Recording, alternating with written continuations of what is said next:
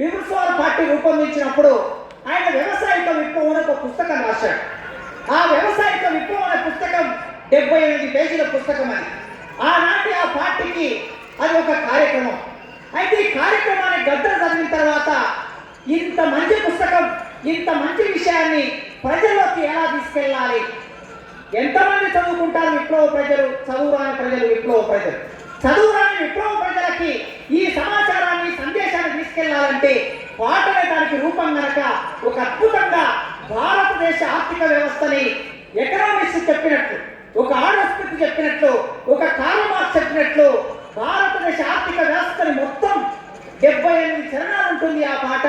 మీ అందరికీ తెలుసు, భారతదేశం భాగ్యసీమరా, ఖనిజ సంపదకు కుదవలేదురా, బంగారు పంటలు భూములున్నవి, చావు ఎరగని జీవనదులురా, అంగట్లోన అన్ని ఉన్నను, అల్లున్నోట్లో శని ఉన్నట్లు, ఈ సకల సంపదల వల్ల దేశమున దరిద్రం ఎట్లుందో నాయన అన్నాడు.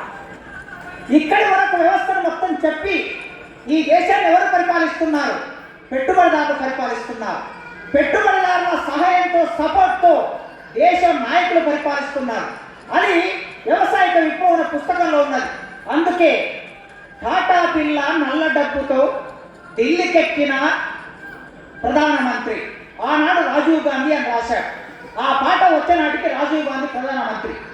టాటా బిల్ల నల్ల డబ్బుతో ఢిల్లీకెక్కిన రాజీవ్ గాంధీ తన లాభాలను తగలబెట్టడు, తన కంట్లో తను ఏలుగొడవడు, కట్టుకున్న అద్దాల మేడకు చిచ్చు పెట్టుకోవడం ఆయన అని ఇలా మొత్తం పాట కొనసాగుతూ ఉంటుంది. ఇవాళ దేశం అంటే ఒక మతం పేరు మీద రాజకీయాలు జరుగుతున్న సందర్భాన్ని ఇవాళ మనం చూస్తున్నాం. 40 ఏళ్ల కిందట ఈ మతానికి సంబంధించిన భావజాలాన్ని ఆయన పాటలో చెప్పాడు. కాషాయరంగు జనసంగోడు, కాషాయరంగు జనసంగోడు, కమలం పట్టుక వాసన దోసి, హిందూ హిందూ బాయి ఎండు, మతం గాంధయ్య గుంజుతున్నాడు, ఆడదిగాక మొగోడుగాక అటల్ బిహారీ ఆడుతున్నాడు అని రాశాడు. నేను ఇది పాటగా గద్దరన్న రాసిన పాటగా మేము ముందుంచా. దయచేసి యూట్యూబ్ ఛానల్స్ వాళ్ళు దీన్ని ఎడిట్ చేయవలసిన కోరుతున్నా. ఎందుకంటే మనం చెప్పిన ప్రధానమైన విషయం పక్కకెళ్ళిపోయి కొసల విషయాన్ని పట్టుకొని వివాదం చేస్తారు కనుక దయచేసి దీన్ని ఎడిట్ చేయాలని కోరుతున్నా. గద్దరన్న రాసిన పాట కనుక ఉన్నట్టు మీ ముందుంచారు. ఈ పాట కూడా ఈ పుస్తకంలో ఉన్నది. ఇక ఆయన ఏ పాట రాసినా ఆ పాటకు ఒక నేపథ్యం ఉంటుంది. ఆయన మీద కాల్పులు జరిపారు. ఎందుకు జరిపారు? ఈ గద్దర్ ఫౌండేషన్లో ప్రముఖంగా పనిచేస్తున్నటువంటి మల్లారెడ్డి, సామ మల్లారెడ్డి భువనగిరిలో తెలంగాణ సభ పెట్టారు. 1997 మార్చి 7 తారీఖులలో 97. అప్పటికి ఇవాళ తెలంగాణ పేరు మీద రాజ్యమేరుతున్న ఎవరికి తెలంగాణ సోయి లేని రోజుల్లో సామ మల్లారెడ్డి, ఇన్నారెడ్డి కొద్దిమంది పెద్దలు కలిసి అక్కడ సభ పెట్టారు. ఆ సభకి గద్దర్ వెళ్ళాడు. గద్దర్ ఆ సభకు వెళ్ళినప్పుడు ఇంతకుముందు ఏపూరి సోమన్న పాడిన పాట, అసలు తెలంగాణ జీవన దృశ్యాన్ని ఆవిష్కరించే ఒక్క పాట కూడా లేదు అప్పటికి. అందుకే గద్దరన్న సమాచారం అంతా సేకరించుకొని ఆ సమాచారాన్ని పాట రూపంలో ఆవిష్కరించి ఆ స్టేజ్ మీద పాట పాడాడు. పాట పాడిన తర్వాత గద్దరన్న పాటకున్న బలం ఏమిటో పాలకులకి చాలా బాగా తెలుసు. ఆనాడు ఈ రాష్ట్ర ముఖ్యమంత్రి చంద్రబాబు నాయుడు గద్దరన్న 97 మార్చిలో పాట పాడి ఇంటికి వచ్చాడు. నెల తిరగక ముందే గద్దరన్న మీద కాల్పు జరిగినాయి. మార్చి 7-8 తారీఖులలో పాట పాడాడు 97. ఏప్రిల్ 6 తారీఖు నాడు ఆయన మీద కాల్పులు జరిగాయి. నెల రోజులు తిరగక ముందే కాల్పులు జరిగాయి. కారణం ఏమిటి? తెలంగాణ ఉద్యమంలోకి గద్దర్ వస్తే ఆ ఉద్యమం రాజుకుంటుంది, తెలంగాణ అంతా మండుతుందని భయపడిన చంద్రబాబు నాయుడు గద్దరను చంపాలనుకున్నాడు. ఆయన శరీరంలోకి తూటాలు వెళ్ళాయి. కొన్ని తూటాలు అయితే తీయగలిగారు, కొన్ని తూటాలు మిగిలిపోయాయి. ఢిల్లీలో ఎయిమ్స్లో చూయించుకొని తిరిగి ఇక్కడికి వస్తున్నప్పుడు రాసుకున్న పాట నన్ను గన్న తల్లులారా తెలంగాణ పల్లెలారా అనే పాట ఇందులో ఉన్నది. మీ పాటనే వస్తున్నానమ్మో, మీ నాట్లల్లో, మీ ఆటల్లో, మీ పాటల్లో, మీ కోతల్లో మీ పదాలు ఏరుకొని ఆ పాట పాడుకుంటూ మీ నాట్యంలో నాటనవుతా, పాటల్లో పాటనవుతా, మీ బిడ్డనై వస్తున్నానమ్మో నన్ను గన్న తల్లులారా అని ఆ పాట 97లో ఆయన మీద కాల్పులు జరిగిన తర్వాత ఆ పాట వచ్చింది. 97లో ఆ పాట ఇక్కడ పాడాడు. 98లో వరంగల్ డిక్లరేషన్ జరిగింది ప్రొఫెసర్ సాయిబాబా నాయకత్వంలో. ఆ వరంగల్ 99 డిసెంబర్ 29వ తారీఖు 97 డిసెంబర్ 29 తారీఖు నాడు వరంగల్ సభ జరిగింది. 2 లక్షల మంది ఆ వేదిక మీద గద్దరన్న నన్ను గన్న తల్లులారా అనే పాట అక్కడ ఆవిష్కరించాడు. ఇక చెప్పుకుంటూ పోతే ఒక్కొక్క పాటకు ఒక్కొక్క కథ ఉంది. చాలా పాటలు ఉన్నాయి. ఆయన ఎన్నికల మీద రాసిన పాట నా కొడుకో బండోడా ఓటెవరికేస్తివో, నా కొడుకో బండోడా ఓటేమి తెచ్చిందో, నా కొడుకో బండోడా ఎన్నడు రాని లీడరుగాడు ఎగదొక్కుంటూ గుడిసెకొచ్చిండు 5 ఏళ్లకు ఒకసారి.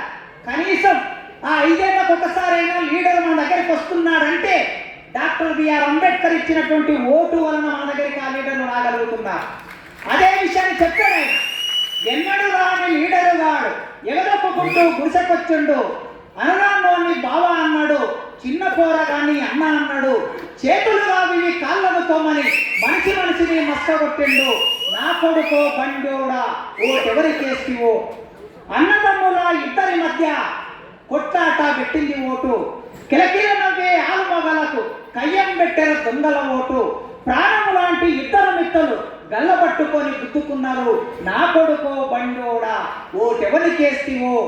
ఓటేసినోడు ఏట్లకు పోతే ఓటేసుకున్నోడు సీటెక్కి కూసుని నా కొడుకో బండోడా అనే ఒక అద్భుతమైన పాటని ఆనాటి ఎన్నికల దృశ్యాన్ని ఆవిష్కరిస్తూ గద్దరన్న పాట రాశాడు.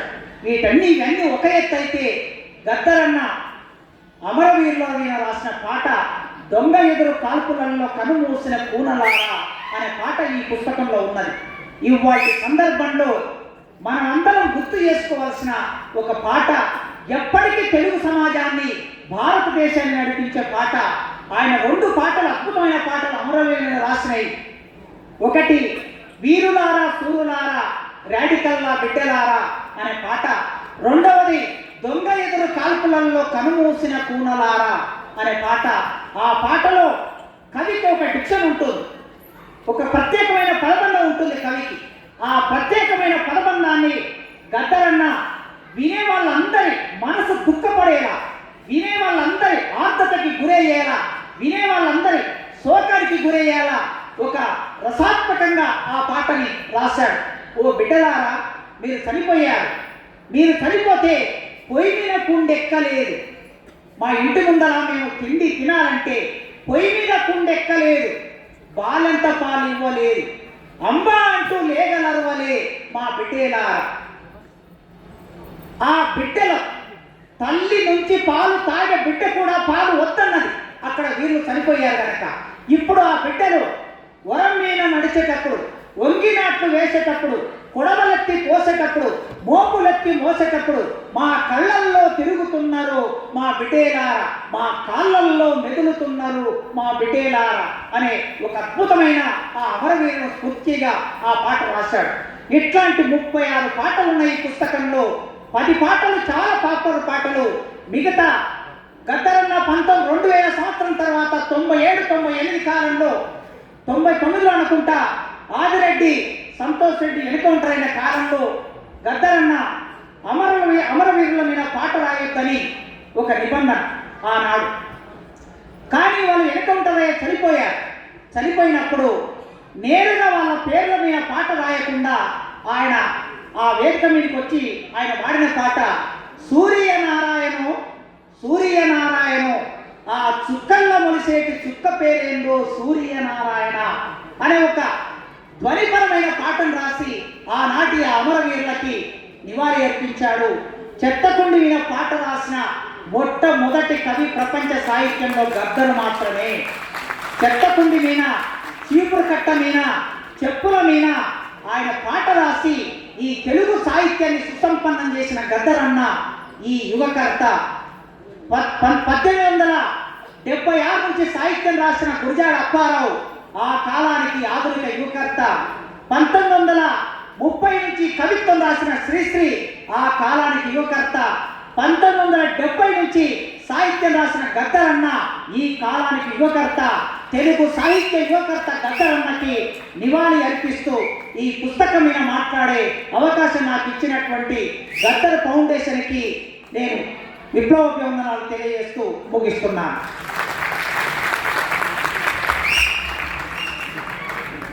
థ్యాంక్ యూ ప్రొఫెసర్, ప్రిన్సిపల్, కాసింగర్, ఆర్ట్స్ కాలేజ్. వక్తలు చాలామంది ఉన్నారు, పాటలు పాడేవాళ్ళు కూడా గద్దరన్నతో కలిసి నడిచిన చాలామంది ఉన్నారు. ఇప్పుడు మా నారాయణ సార్ని మాట్లాడాల్సింది కోరుతా ఉన్నాను. ఎందుకంటే మీ తర్వాత పెద్దలు, ఎందుకంటే నన్ను ప్రకాశం వాళ్ళు వీళ్ళందరూ ఉన్నారు, మీరు మెసేజ్ చేయాల్సింది కోరుతా ఉన్నాను.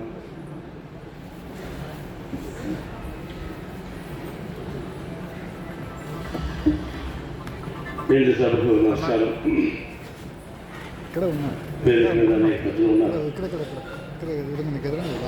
గద్దర్ ఫౌండేషన్, అసలు గద్దర్ గురించి ఆయన చెప్పాలంటే ఆయన చక్రవర్తి ఎత్తున్నాడు. మేమేమో కాలిపోటు పడున్నాం, ఏ మాట అయినా కూడా సాధ్యం కాదు. ఒకే మాట చెప్పగలను, ప్రజలు అనేటువంటి శిల్పులు చెక్కిన శిల్పం గద్దర్. ప్రజల చేత నిర్మించబడిన శిల్పంగా గద్దర్ మనం చూస్తున్నాం. గద్దర్ ఫౌండేషన్కి రాష్ట్ర ప్రభుత్వం మంచి గుర్తింపు ఇచ్చింది, ఒక ఉత్తేజం కనిపించింది. భవిష్యత్తు ఉద్యమానికి ఊపిరి పోసేటువంటి ఈ గద్దర్ సాహిత్యం, భాష సమాజానికి అవసరం. ముఖ్యంగా మారుతున్నటువంటి రాజకీయ పరిస్థితులు చెప్పక్కర్లేదు, కానీ ఒక ప్రమాదకర గడియలు వస్తూ ఉన్నాయి. ఆ ప్రమాద గడియల నుంచి పెట్టుబడాలంటే తప్పనిసరిగా చైతన్యం అవసరం. 13వ శతాబ్దంలో జరిగినటువంటి సమ్మక్క సారక్క తిరుగుబాటు ఆనాడు చూడలకు వ్యతిరేకంగా అంబులు ఆయుధాలు పట్టి పోరాటం సాగించారు. ఆ పోరాటం అసలు భాష వారి సమ్మక్క సారక్క. ఇప్పుడు కోట్లాది మంది జనం వస్తూ ఉన్నారు, అది దేవుడు అంటున్నారు, పూజిస్తున్నారు, మంచిదే. అయితే సమ్మక్క సారక్క చరిత్ర ఒక తిరుగుబాటు చరిత్ర. పాలక వర్గాలపైన తిరుగుబాటు ఎలా చేసేటువంటి సమ్మక్క సారక్క విప్లవకారులుగా గుర్తిస్తాం. ఆ మేడారం జాతరని గుర్తించే పద్ధతుల్లో ముఖ్యమంత్రి, మంత్రి కూడా ఇక్కడ ఉన్నారు కాబట్టి ఈనాడు ఆ మేడారం సమ్మక్క సారక్కకి బ్రాండ్ అంబాసిడర్గా సీతక్క కార్యక్రమాన్ని అనౌన్స్ చేస్తే మంచిగా నాకు తెలుసు. ఆమె ఇప్పుడున్నటువంటి అలాంటి బ్రాండ్ అంబాసిడర్ గుర్తించే పద్ధతుల్లో మేడారం సమ్మక్క సారక్క ఉత్సవాలని ప్రజలు గుర్తించారు, ప్రభుత్వం గుర్తిస్తూ ఉంది. దానికి ఒక నామకరణం చేయాలి. అలా నామకరణం చేయడం ద్వారా సమ్మక్క సారక్క ఉద్యమాన్ని ఆనాడు ఏదైతే ఆదివాసుల హక్కుల కోసం కొనసాగించారో ఈనాడు ఆదివాసుల హక్కులు పోతుంది. 2023లో ప్రెసిడెంట్ ఆఫ్ ఇండియా ఆమె ఆదివాసి, ఆయనే సంతకం పెట్టింది ఈ అటవీ హక్కుల చట్టం మార్చేస్తుంది. అంటే అడవి హక్కుల చట్టం మార్చింది, భూమి కోల్పోతున్నారు. ఇప్పుడు కార్పొరేట్ కంపెనీస్కి అవకాశం ఇచ్చేశారు, వాళ్ళు రోడ్లు, రెస్టారెంట్లు పెట్టుకోవచ్చు ప్రెసిడెంట్ పనికి ఇచ్చేశారు అధికార ప్రభుత్వంగా. అంటే ఆనాడే సాధించినటువంటి ఆదివాసీ హక్కులు మనం పోరాటం సాధిస్తున్నా ఇప్పుడు అన్నీ పోతా ఉన్నాయి. ఆ ప్రమాదకర గడిలు వస్తున్నాయి. కాబట్టి ఈ సాధించుకున్నటువంటి పద్ధతిని అమలు చేసుకోవాలి, ఆదివాసీ హక్కులను కాపాడుకోవాలి. ఆదివాసీ హక్కులు కాపాడుకోవాలంటే ఆపరేషన్ కంగారు పేరుతోటి నెట్వర్క్ చంపేస్తున్నారు. అంటే అక్కడ ఆదివాసీ ఉండకూడదు. ఒక రక్షగా నిర్ణయిస్తున్నారు, వాళ్ళు చనిపోయారు. ఫస్ట్ అర్బన్ నిర్ణయిట్ అన్నారు, ఆ తర్వాత ఆపరేషన్ కంగారు ఉన్నారు. ప్రమాదకరమైన సంగతి వస్తూ ఉంది, రాజ్యానికి నష్టం వస్తూ ఉంది. ఈ సందర్భంగా ఇలాంటి ఉద్యమాన్ని ఊపిరి పోసే వృత్తులను కొనసాగించాలని తెలియజేస్తా సెలవు తీసుకుంటాం. Thank you sir. ఇప్పుడు ఒక పాటతో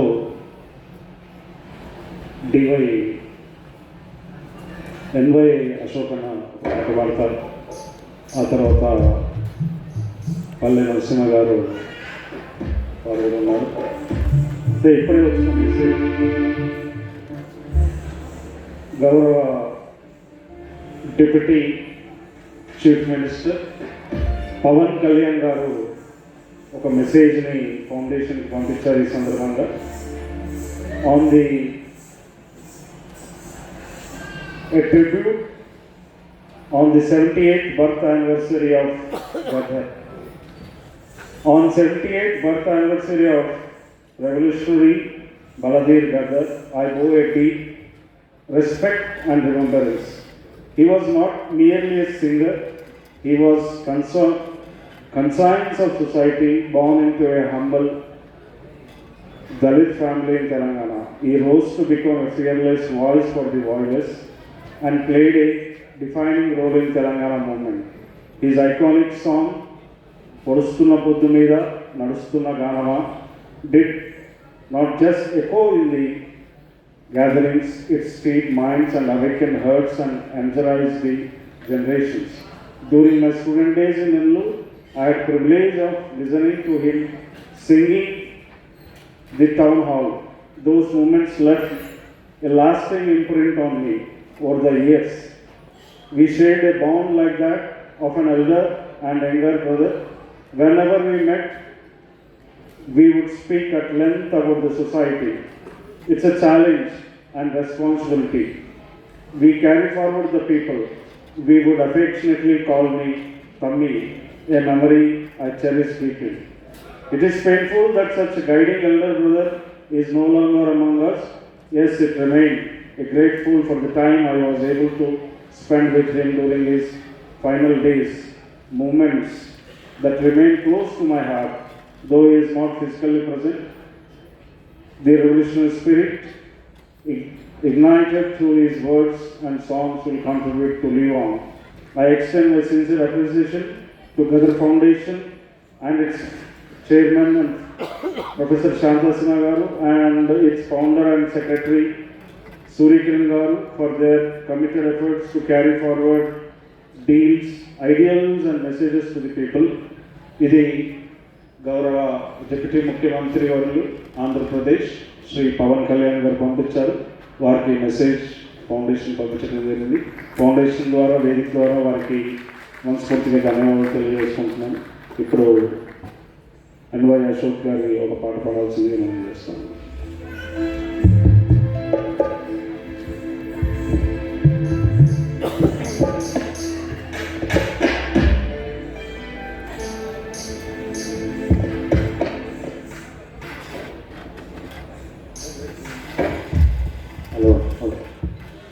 హలో, ముందుగా మీ అందరికీ నా గోసి గుమ్మడి నా ఆట పాటల వదనం. నాకంటే ముందు గద్దర నెమ్మడి మా అన్న ఎన్వై కిరణ్ రోడ్డు ప్రమాదంలో చనిపోయిన తర్వాత మళ్ళీ నేను గోసి గుమ్మడి కట్టుకొని బాబు జగతివరం చేతికి వచ్చినప్పుడు అన్న నన్ను హత్తుకొని పాడాలని చెప్పి నన్ను ఆశీర్వదించడం ఉన్నా. గద్దర నాని ఆశయాన్ని ముందుకు తీసుకుపోదామని చెప్పి ఆరాడే కంగనం కట్టుకొని ఈరోజు మందకృష్ణ మాదిగ నాయకత్వంలో 30 సంవత్సరాలు ఈ ఆట పాట గద్దర్లకు నాకున్న సంబంధం ఒక మాట తప్ప దయచేసి, ఎందుకంటే సమయం చాలా తక్కువ కాబట్టి. అన్నకంటే ముందు నాకు గుండె నొప్పి వచ్చినప్పుడు అన్న ఆ రోజు పెళ్లిలో ఉన్నాడు. ఆ పెళ్లిని వదిలిపెట్టుకుని హడావుడి నా దగ్గరికి వచ్చి కౌగిలించుకొని కన్నీరు పెట్టిన నా చరిత్ర. అన్న ఎక్కడుందని ఆశయాన్ని గుర్తు చేస్తూ మరి ఈ యొక్క కార్యక్రమైనటువంటి గద్దర్ ఫౌండేషన్ అన్న సూర్యకిరణ్ గారికి ఈ వేదిక మీద ప్రతి ఒక్కరికి పేరు పేరున ఈనాడు మంత్రివర్యులు ఆనాడు అన్నతో కలిసిన జీవితాలు చాలా. అయినా కూడా ఎవరైనా ఒకరి మట్టిలో మట్టైపోతాం. గద్దరని చనిపోయిన కాంచి మట్టిలో మట్టై సమాధానం గోషితం అన్నతోనే ఉన్నది. అన్న పెట్టుకున్నప్పుడు ఈ కట్టే సాధ్యత చరిత్ర నాకు కొనకే కదని చెప్పి గుర్తు చేసుకొని చిన్న సపోర్ట్తో మమ్మల్ని ఆశీర్వదిస్తారు. ఇప్పుడు ఒకసారి అడిగింది ఇక్కడ, నువ్వు ఏ పాటలు ఆడతావు? సంజయ్ అంత బాగా పాడాడు, మా సోమన్ దగ్గర గంతులేసిండు. నేను అన్నాను, అందరు దగ్గరగా లేరు, అందరూ అశోకనే కాదు, ఎవరి కలహాలు వాళ్ళు. కానీ ఆశయం చాలా గొప్పదని చెప్పి గుర్తు చేస్తూ మాయన్న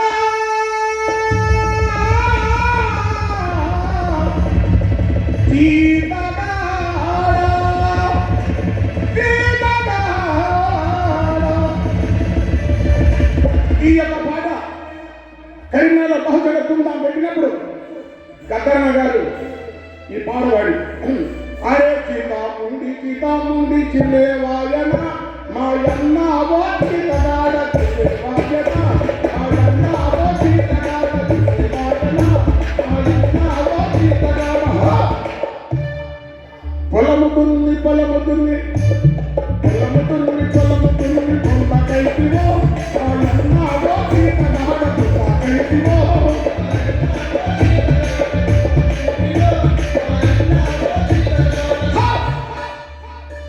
కుప్పాగొట్టి కుమ్మిడి కోటివో మాయన్నావో చీతగాడ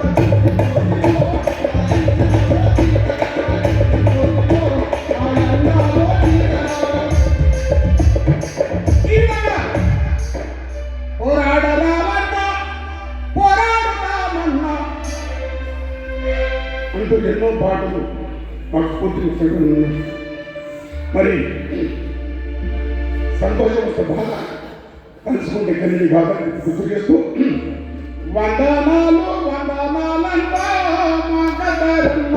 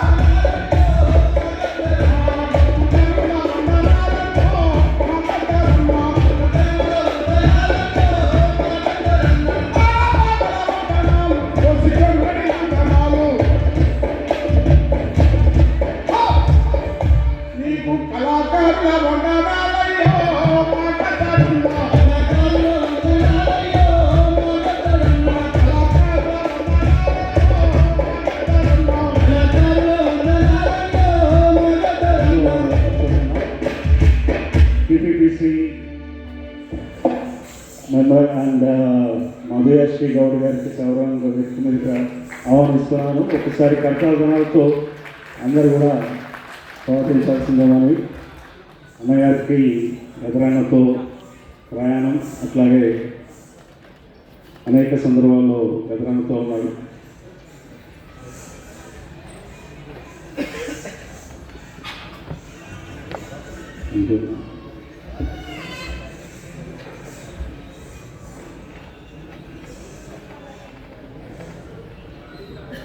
ఇప్పుడు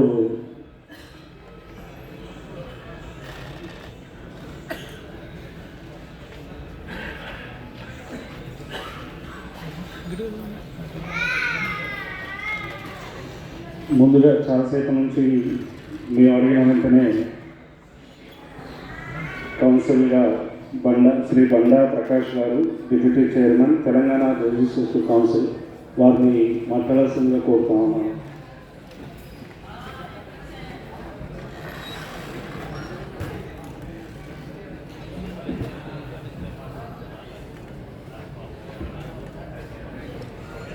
ప్రజా యుద్ధ నౌక పెద్దలు గద్దర్ గారి 78వ జయంతి సందర్భంగా ఏర్పాటు చేసిన ఈ సమావేశానికి సభాధ్యక్షత వహిస్తున్న సోదరులు సూర్య గారు, ఈ కార్యక్రమంలో ముఖ్య అతిథిగా పాల్గొంటున్న సోదర మంత్రివర్యులు అడ్లూరు లక్ష్మణ్ గారు, పెద్దలు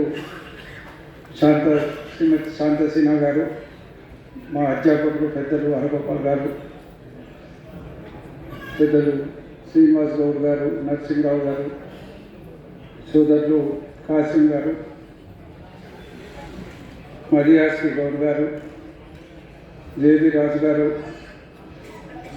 సోదరులు జయరాజ్ గారు, పిఎస్ రాములు గారు, ఇంకా వేదిక మీద ఉన్న అనేక మంది పెద్దలు, వేదిక మీద ఉన్న మిత్రులారా, ఇవాళ తెలంగాణ భాషా సంస్కృతి పెద్దలు నరసింహారెడ్డి గారు వారందరి ఆధ్వర్యంలో ఈనాడు అధికారికంగా ఈ కార్యక్రమాలు నిర్వహిస్తున్నందుకు వారికి రాష్ట్ర ప్రభుత్వానికి హృదయపూర్వకంగా ధన్యవాదాలు తెలియజేసుకుంటూ, ఇంతకుముందే పెద్దలు చెప్పినట్టు గద్దర్ గారు ఒక ఎవరెస్ట్ శిఖరం అంటే చాలా పెద్దగా నిలబడిన వ్యక్తి.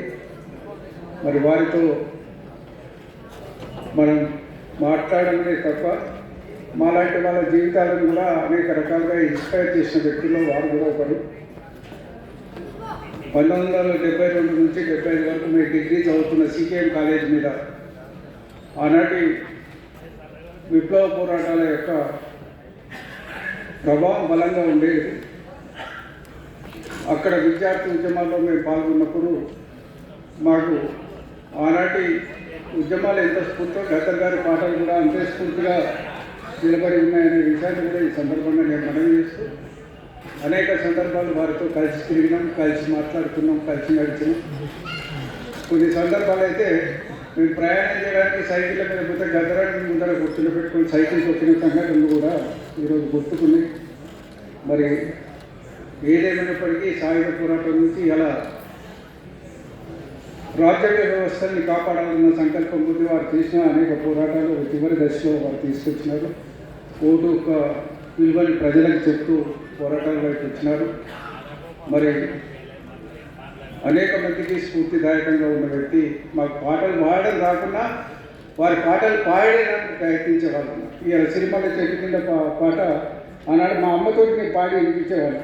నాకు పాట రాదు, అంత పాట గాయకుని కాదు, అయినా పాడాలనే ఒక ఉత్సాహం. గద్దరన్న పాట వచ్చిందంటే దాన్ని పాడాలి. అసలు గద్దరన్న పాట అంటే ఆ రకంగా అందరితో కూడా నిలబడే పాట. ఈరోజు కూడా ఎవరో ఎక్కడ ప్రయాణం చేసినా ఏదైనా అవకాశం వస్తే గద్దరన్న పాటలు వినడానికి ఇష్టపడతాం. మరి వారి కార్యక్రమాన్ని మళ్ళా ముందుకు తీసుకుపోవాల్సిన అవసరం ఉంది. తెలంగాణ రాష్ట్రంలో ఇవాళ జోడేఘాట్ లాంటి ప్రాంతాలు, ఉమరంపూర్ ఇలాంటి ప్రాంతాలు తెలంగాణ వచ్చినాకనే తీర్చిదిద్దబడి ఒక రకంగా ఇంద్రవేది కూడా తెలంగాణ వచ్చినాకనే కొంత దానికి మళ్ళీ నిర్మాణాలు జరిగి కొంత గౌరవంగా చూసే పరిస్థితి వాళ్ళ కల్పించబడ్డది. మరి తెలంగాణ కవులు కళాకారులకు కూడా గౌరవం తెలంగాణ వచ్చిన తర్వాతనే కాళోజీ గారికి, రాజశేఖర్ గారికి దక్కింది. మరి గద్దరన్న కూడా అటువంటి గౌరవం దక్కుతున్నందుకు సంతోషంగా ఉంది. కానీ ప్రభుత్వం హామీ ఇచ్చిన మేరకు మరి ఏదైతే వారికి ఒక కల్చరల్ సెంటర్ కానీ రీసెర్చ్ సెంటర్ కానీ డెవలప్ చేస్తామని ఏదైతే మాట ఇచ్చినారో లక్ష్మణన్న నీకోసమే చెప్తున్నాం. ఏదైతే కల్చరల్ సెంటర్ రీసెర్చ్ సెంటర్ చేస్తామని చెప్పి ప్రభుత్వం హామీ ఇవ్వడం జరిగింది. దయచేసి దానికి 5 నుంచి 10 ఎకరాల స్థలాన్ని హైదరాబాద్ నగరంలో తప్పనిసరిగా మీరు కేటాయించాలి. దానికి మా సూర్యం ఇప్పుడే 3 కోట్ల రూపాయలు ఇస్తానని, 3 కోట్లు సరిపోదన్నా దానికి ఖచ్చితంగా 25 నుంచి 30 కోట్ల రూపాయలు దానికి కేటాయించాలి. ఎందుకంటే ఒక రీసెర్చ్ సెంటర్గా కూడా అది పనిచేయాలి. ఎందుకంటే గద్దరన్న జీవితం మీద మీరు ఇప్పటివరకు నేను అనుకుంటా అన్ని యూనివర్సిటీలు చూస్తే ఒక 25 PhDలు వచ్చి ఉంటాయి వారి జీవితం మీద. వారు డాక్టరేట్ చేయకపోవచ్చు కానీ అనేక మందికి డాక్టరేట్లు అందించిన వ్యక్తి గద్దరన్న. మరి వారి సాహిత్యం మీద కూడా నిరంతరం పరిశోధన జరగాలి. విశ్వవిద్యాలయాల్లో కూడా వారి విద్యాపీఠాన్ని ఒక రీసెర్చ్ పీఠాన్ని కూడా తెలంగాణ విశ్వవిద్యాలయాల్లో నెలకొల్పడానికి ప్రభుత్వం ముందుకు రావాలి. వారి జీవిత సారాంశాన్ని కూడా పాఠ్యాంశంగా తీర్చిదిద్దాలని ప్రభుత్వాన్ని కూడా కోరుతూ ఈ అవకాశం కల్పించినందుకు ధన్యవాదాలు తెలియజేసుకుంటూ సెలవు తీసుకుంటాను. జై తెలంగాణ.